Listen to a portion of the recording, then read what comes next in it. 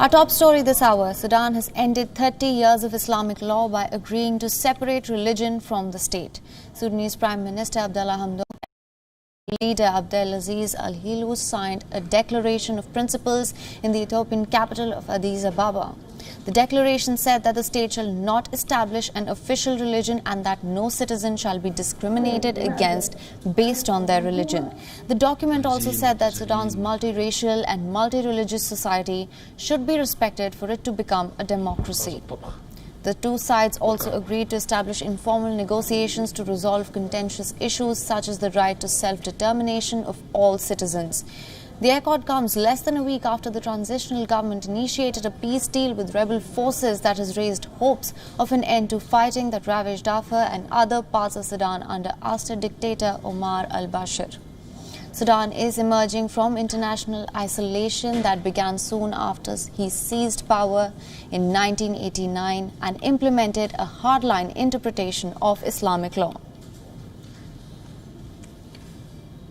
WION correspondent Patrick Oet is joining us from South Sudan. Thank you so much for joining us. My first question to you is, to start with, could you begin by telling us about the declaration a little and how it is going to alter Sudan and how it is going to help people find lasting peace in the country? Yeah, the declaration of principle has been signed, just as you rightly said. Of course, a declaration of principle is a roadmap showing that now this is the way we want to follow, or this is the path we want to follow. So the Sudanese people, therefore, would like to separate the state from the religion.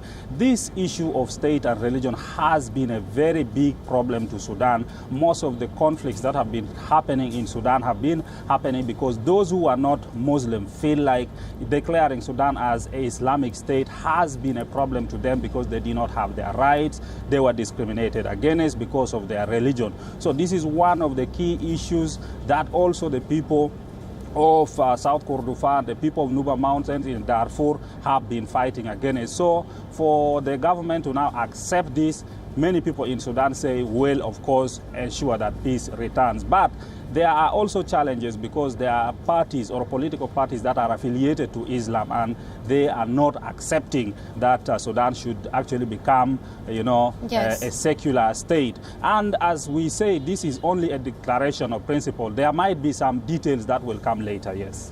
Yes, I was going to actually come to that, but before, I want to ask you, the two sides also agreed to establish informal negotiations to resolve contentious issues such as the right to self-determination of all citizens. Could you tell us a little about that? I didn't get you very well. Please. I'm saying that the two sides also decided to, resolve contentious issues such as the right to self-determination of all citizens. Could you tell us a little about that?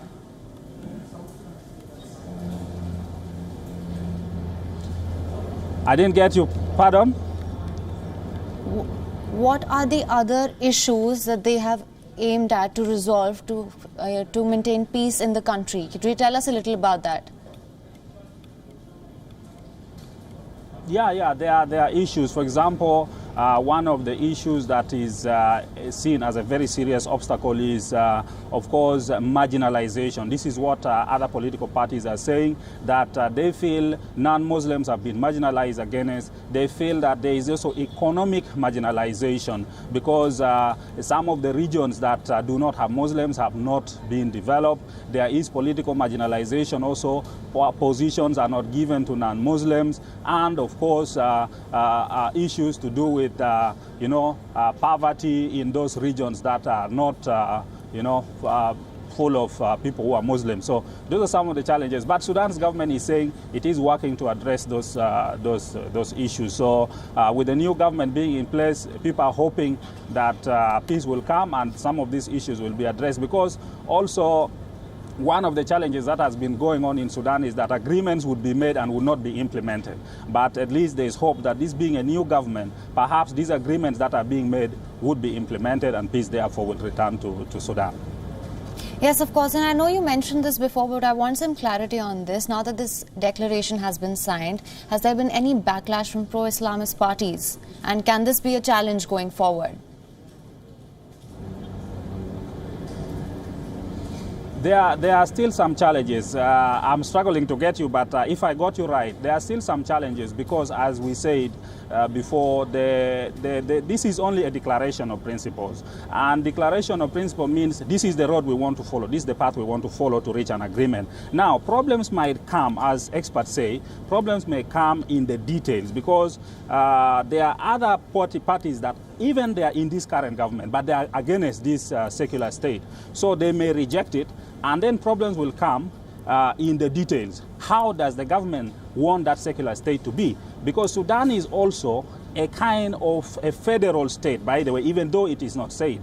It is a country that has states. Each state has governor, has ministers, has parliament. So is it going to be, in some states there will be secular kind of a government, and instead there will be Islamic kind of government? These details we still do not know. And that is where the challenge might still come, because will the opposition accept that some states should be secular and some states should be Islamic, or will they say the whole country should be Islamic? So there are still challenges ahead. All right.